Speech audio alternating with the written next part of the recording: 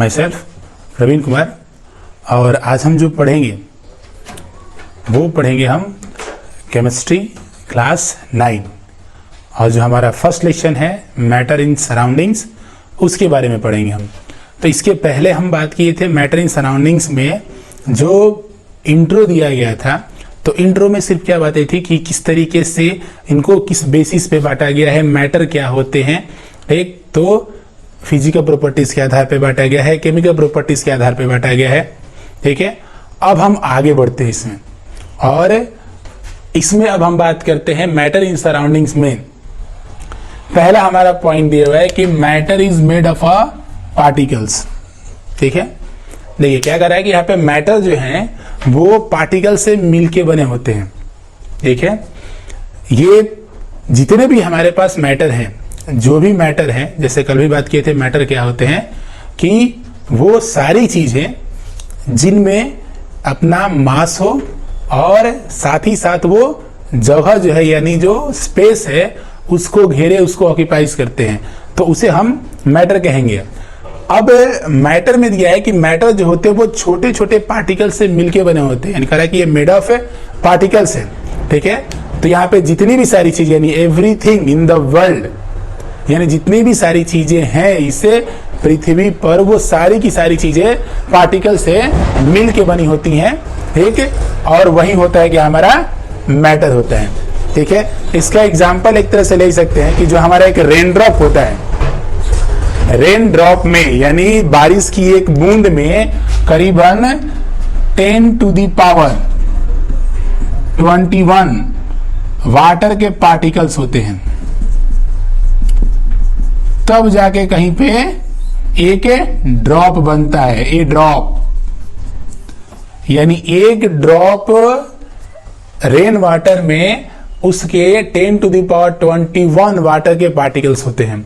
तो हम समझ सकते हैं कि ये पार्टिकल्स कितने छोटे छोटे होंगे, क्योंकि हमारे सामने जो बूंद दिखाई देती है, जो बारिश की बूंद दिखाई देती है, वो कितनी छोटी होती है, और उसको हम 10⁻21 पार्ट में बांटेंगे, और जो उसका एक पार्ट होगा वही उसका एक स्मॉलेस्ट पार्टिकल होगा, तो वो बहुत ही छोटा होगा, ठीक है। यानी इसको हम एक और तरीके से कह सकते हैं कि जो मैटर होते हैं, जिस पार्टिकल से बने होते हैं, उन पार्टिकल्स को हम नाम देते हैं और उनको हम कहते हैं एटम एंड एटम्स, या फिर हम उन्हें मॉलिक्यूल्स भी कह सकते हैं।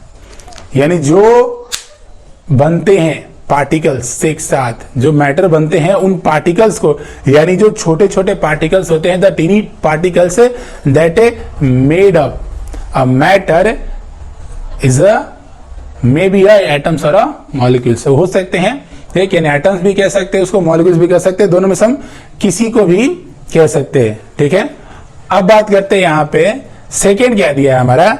सेकेंड हमारा दिया है एविडेंस, ठीक है।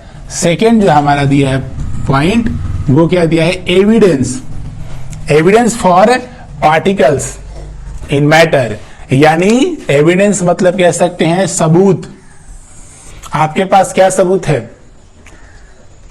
कि आप पढ़ रहे हैं, ये एविडेंस, आपको एविडेंस देने पड़ेंगे। स्टार्टिंग में हमने बात कर दिया कि जो मैटर हैं वो पार्टिकल से मिलके बने होते हैं, तो आपके पास एविडेंस क्या है, आपने जो बात कह दी है उसका एविडेंस क्या है आपके पास।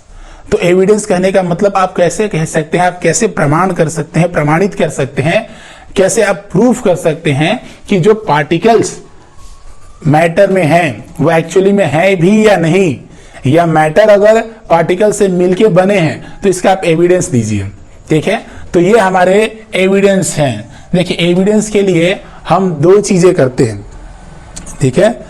एविडेंस के लिए हम दो चीजें करते हैं, लेकिन उसके पहले अब वो दो चीजें क्या हैं, ठीक है। तो वो दो चीजें होती हैं, एक आपका हो जाता है ब्रोमियम मोशन होता है और एक डिफ्यूजन होता है, ठीक है। तो इसके बारे में हम आगे बात करेंगे कि ये ब्रोमियम मोशन क्या है और डिफ्यूजन क्या होता है। डिफ्यूजन का जो थोड़ा सा जो कह सकते हैं कि झलक जो है इसमें आपको दिखेंगे, मालूम हो जाएगा आपको, ठीक है। अब ब्रोमियम मोशन के बारे में हम आगे बात करेंगे।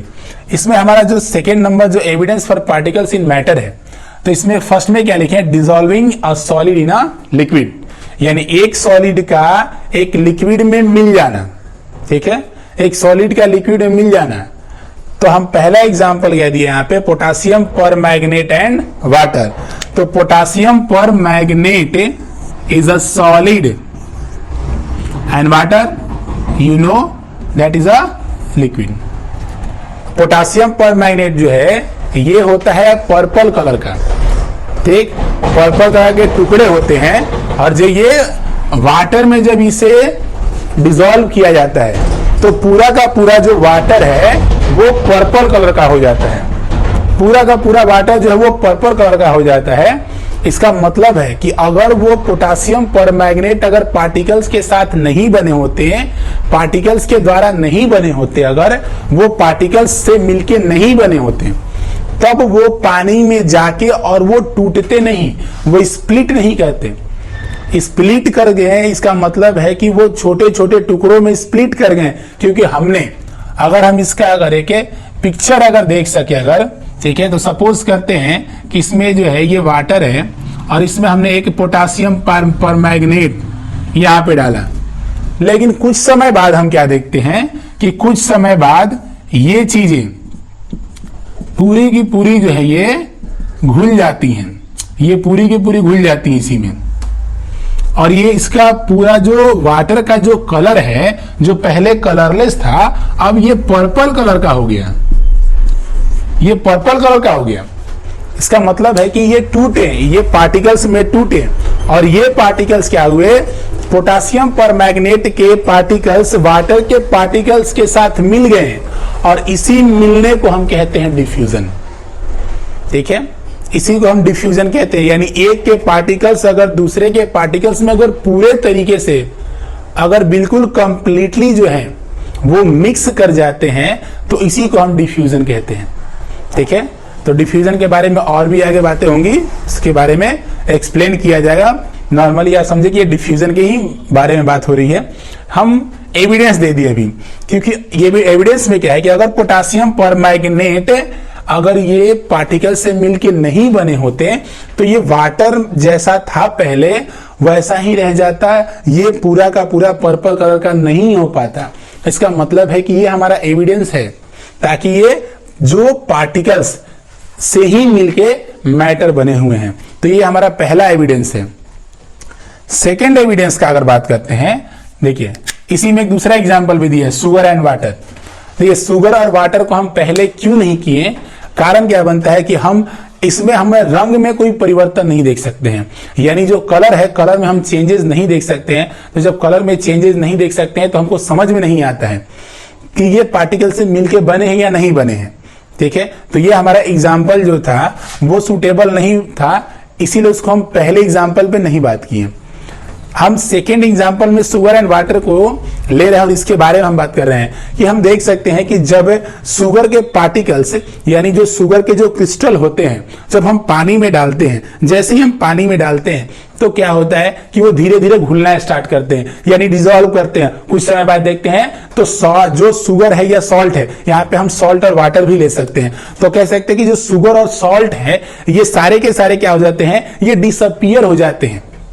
और डिसअपियर होके कहां जाते हैं, तो ये डिसअपियर होके उन पार्टिकल्स, यानी जो वाटर के पार्टिकल्स है उनके साथ ये मिक्स कर जाते हैं, यानी यहां भी ये डिसॉल्व कर गए। और इससे भी हम कह सकते हैं कि ये पार्टिकल्स जो है ठीक से ही मैटर बनते हैं, या कह सकते हैं कि मैटर जो है वो पार्टिकल्स से ही बनते हैं, और वो पार्टिकल्स का कॉम्बिनेशन होता है, तभी जाके शुगर के क्रिस्टल या सॉल्ट के क्रिस्टल जो है ये डिसॉल्व कर पाए, ये घुले। अगर ऐसा नहीं होता तो वो नहीं घुल पाते हैं, ठीक है। आगे बात करते हैं हम, सेकेंड हमारा जो है evidence, mixing of two gases, यानी दो गैसेस आपस में मिल जाना, ठीक है, दो गैसेस आपस में मिल जाना। अब इसका अगर हम एक एग्जांपल यहां पे है और एक एग्जांपल हम और बात करेंगे आगे। पहला कहते हैं कि ब्रोमीन वेपर एंड एयर, ठीक है, ब्रोमीन वेपर और एयर, ठीक है। ये ब्रोमीन वेपर जो होता है ये रेड ब्राउन कलर का होता है, ठीक है, ब्रोमीन वेपर जो है ये रेड ब्राउन कलर का होता है, और एयर आपको मालूम ही है कि ये कलरलेस होते हैं। होता क्या है कि हम दो जार लेते हैं, ठीक है, हम दो जार लेते हैं, हम इसी में हम दोनों जार दिखा देते हैं आपको। यहाँ पे मान लेते हैं ये जार बटे हुए हैं, ठीक है, यहाँ पे इसका ओपन है एरिया, यहीं से ये बटे हुए हैं। नीचे क्या है, ब्रोमीन वेपर है और ऊपर हमारा एयर है। कुछ समय बाद क्या होगा कि जो ब्रोमीन वेपर है वो एयर के साथ मिक्स कर जाएंगे और पूरे में हमको क्या दिखाई देगा, पूरे में रेड ब्राउन कलर दिखाई देंगे। यानी वहां भी क्या हुए, वो एक एयर यानी ब्रोमीन वेपर जो है वो एयर के साथ पूरे तरीके से मिक्स कर गए और ये मिक्स कर गए, तो इसको भी हम डिफ्यूजन का एग्जांपल कह सकते हैं। और ये भी हमारा एविडेंस हुआ किस चीज का, कि मैटर जो है वो पार्टिकल से मिलके बने होते हैं। ये भी हमारा एविडेंस है, क्योंकि अगर ये पार्टिकल से मिलके नहीं बने होते हैं तो ब्रोमीन वेपर वही रह जाता जहां पे इसको रखा गया था। लेकिन ये क्या हुए, ये आगे बढ़े और बढ़ के ये मिल गए। इससे और भी चीजें क्या होती हैं, कुछ प्रूव्ड होती हैं जो हम नीचे लिखे हुए हैं। ये देख लिया, the process of diffusion gives us two conclusion about the nature of a matter.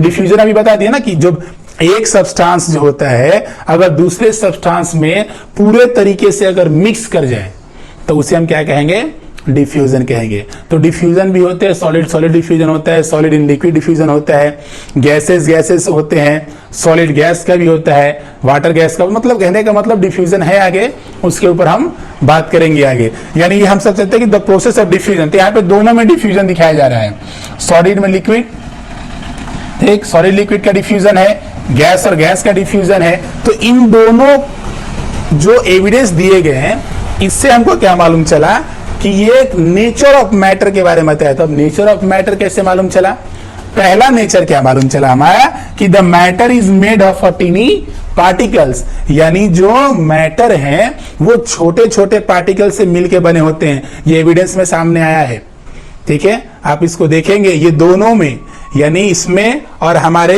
Bromine vapour के और एयर के एग्जांपल में, इन दोनों में ये चीजें हैं कि the matter is made of tiny particles. और दूसरा कंक्लूजन क्या निकला कि the particles are constantly moving, ठीक है। अगर इससे आप नहीं समझ सकते हैं तो the particles are constantly moving आप यहाँ पे आ समझ सकते हैं। जो ब्रोमीन वेपर था वो नीचे था लेकिन चला गया ऊपर, इसका मतलब उनमें मूवमेंट हो रहा है। और ये मूवमेंट करते करते वो ऊपर चले गए और उस एरिया को कवर कर लिए जहां पे एयर था, ठीक है, जहां पे कवर था उसको वो एरिया को वो कवर कर लिए, ठीक। तो इसका यानी इन दोनों एविडेंस से हमें नेचर मालूम चला मैटर का, क्या कि मैटर जो है वो टीनी पार्टिकल्स से मिलके बने होते हैं और उनके पार्टिकल जो होते हैं वो कॉन्स्टेंटली मूविंग करते हैं, ठीक है। अब हम बात करें अगर, ठीक है, तो हम अगले वीडियो में, ठीक है, अगले वीडियो में इस चीज को आप बहुत ध्यान से देखें क्योंकि हर जो है वो बहुत बारीकी से पढ़ाया जा रहा है, एक एक जो है पॉइंट जो है वो किया जा रहा है। अगले बार हम पढ़ेंगे, अगले वीडियो में पढ़ेंगे मूवमेंट ऑफ पॉलन ग्रेन्स, और उसी में हम ब्रोमियम मोशन को हम कैप्चर करेंगे, ब्रोमियम मोशन के बारे में हम उसको पढ़ेंगे, ठीक है। थैंक्स।